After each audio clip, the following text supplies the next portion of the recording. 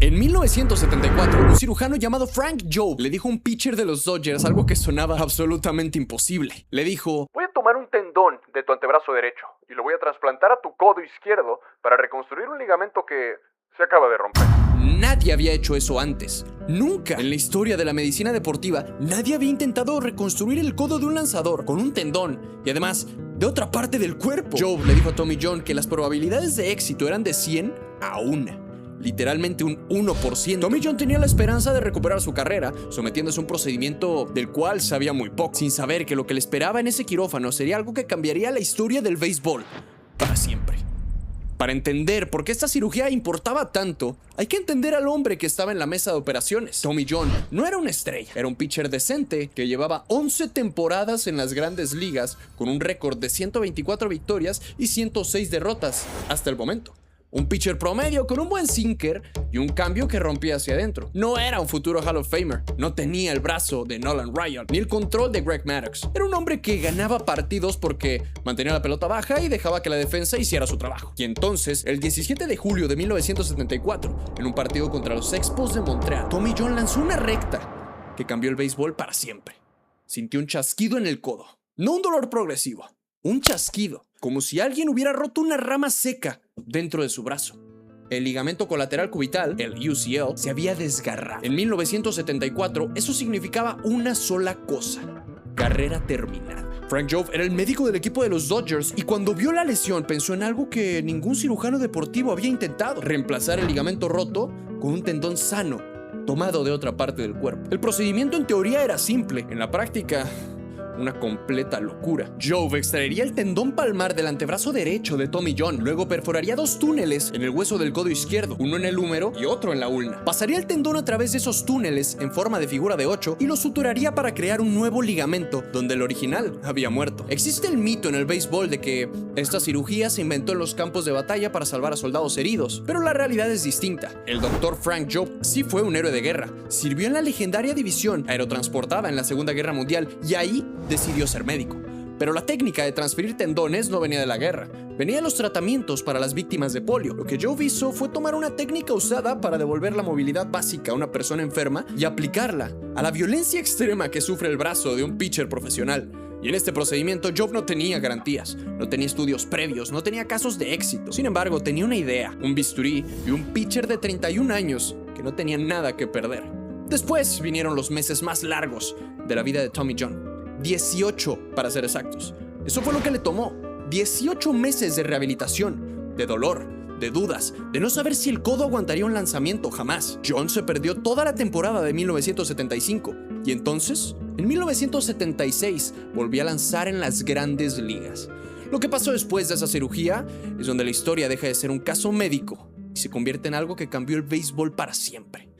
Tommy John no solo volvió a lanzar, volvió mejor. Antes de la cirugía, registraba 124 victorias y 106 derrotas. Después de ella, logró acumular 164 victorias y 125 derrotas. Jugó hasta los 46 años, ganó más de 20 partidos en una temporada 3 veces. Sumó más victorias después de la cirugía que antes. Y aquí es donde hay que hacer una pausa, porque la pregunta que Frank Jobe se hizo en 1974 se convirtió 50 años después en la pregunta que todo el béisbol se está haciendo hoy.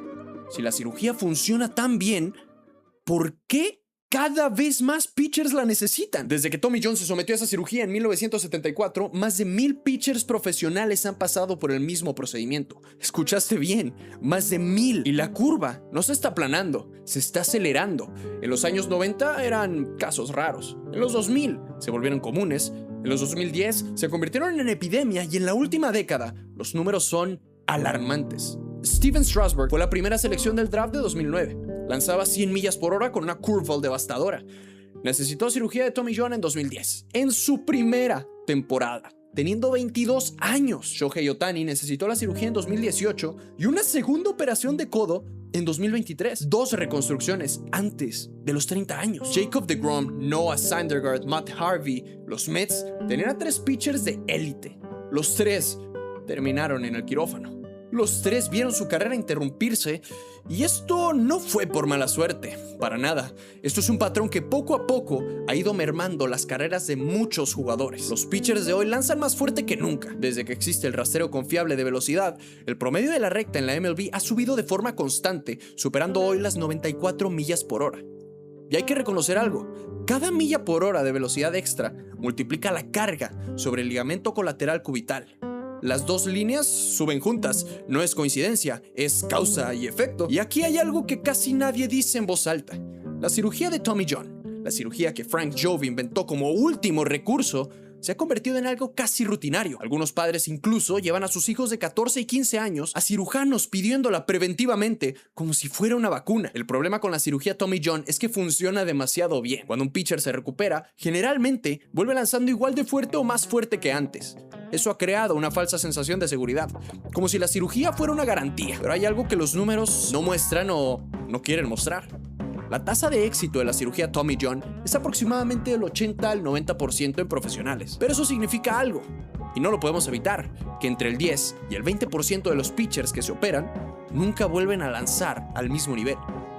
Y para los que sí vuelven, la rehabilitación toma entre 12 y 18 meses. 1 año y medio de carrera perdida. Y hay un dato más inquietante aún.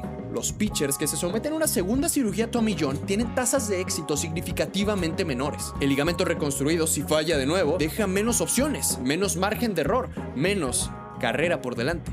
Shohei Ohtani es la excepción, no la regla. Su capacidad de recuperarse de 2 operaciones y seguir siendo el mejor jugador del planeta es algo que no tiene precedentes. Pero a este punto, lo que hace Ohtani ya no tiene precedentes. Pero bueno, construir expectativas basadas en la excepción es algo muy peligroso. Frank Jobe murió en 2014. Vivió lo suficiente para ver su procedimiento realizado miles de veces en todo el mundo. Vivió lo suficiente para ver cómo una cirugía experimental de un 1% de éxito se convirtió en estándar médico. Pero también vivió lo suficiente para ver la pregunta que su éxito creó. Cuando una cirugía funciona tan bien que los atletas la ven como una solución en lugar de un último recurso, ¿se ha vuelto esto parte del problema? El béisbol moderno le pide a los pitchers que lancen más fuerte, más seguido, con más rotación y desde edades más tempranas. Y cuando el codo se rompe, porque se rompe, hay una cirugía que lo puede arreglar. Pero reparar un ligamento no es lo mismo que resolver la causa que lo rompió. Tommy John no es una solución, es un parche sobre un problema más grande. Un parche brillante, revolucionario y que ha salvado miles de carreras, sí, pero un parche al final de cuentas. Frank Jobe le dio al béisbol una segunda oportunidad. La pregunta es, ¿qué hace el béisbol con ella? Déjame tu opinión aquí abajo en los comentarios. ¿Cuál crees que sea la solución a tantas carreras interrumpidas por este problema? Y sin más, nos vemos en la próxima entrada.